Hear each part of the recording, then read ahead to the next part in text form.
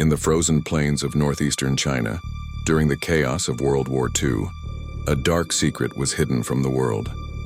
Behind the barbed wire and guarded walls of a facility near Harbin, the Japanese Imperial Army ran one of the most horrifying operations in human history. Its name was Unit 731, and for decades its crimes remained buried in silence. It began in the early 1930s when Japan invaded Manchuria. A doctor named Shiro Ishii, a brilliant but ruthless microbiologist, convinced military leaders that Japan could win future wars with biological weapons. He promised he could create diseases deadlier than any bomb. The army gave him money, men, and absolute power, and he built his empire of death. Under the guise of epidemic prevention and water purification, Unit 731 was born. But inside, there was nothing pure. Over 3,000 men, women, and children, mostly Chinese civilians and prisoners of war, became human test subjects.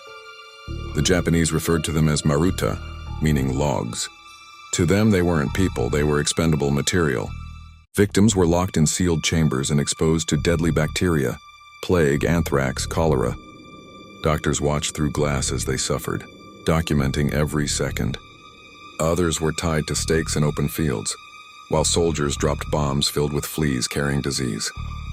Some were deliberately frozen, their limbs thawed and refrozen to study frostbite. Others were dissected alive and with no anesthesia, so Ishii's scientists could study organs as they failed.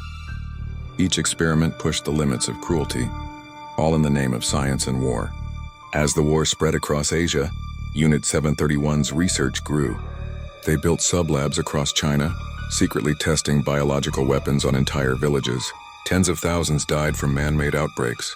Yet Ishii and his men took pride in their data, calling it the most valuable medical research in the world. When Japan began to lose the war, Ishii ordered everything destroyed. Buildings were burned, test subjects were executed, and as Soviet troops closed in, Unit 731 vanished into the night.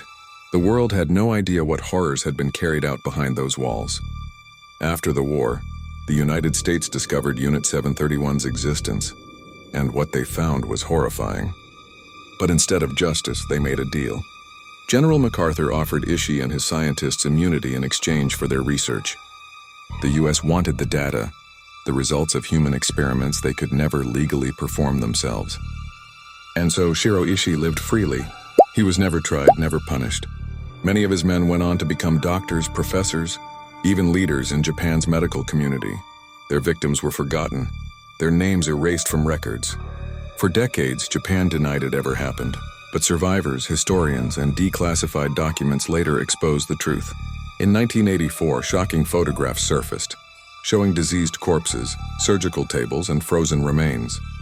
The truth could no longer be denied. Even today, the full extent of Unit 731's crimes remains unknown. Estimates suggest over 200,000 people died from their experiments and the weapons they created. No one was ever held accountable. The story of Unit 731 is not just about war. It's about how science, when stripped of morality, becomes a weapon of terror. It's a reminder that the pursuit of knowledge without conscience leads only to darkness.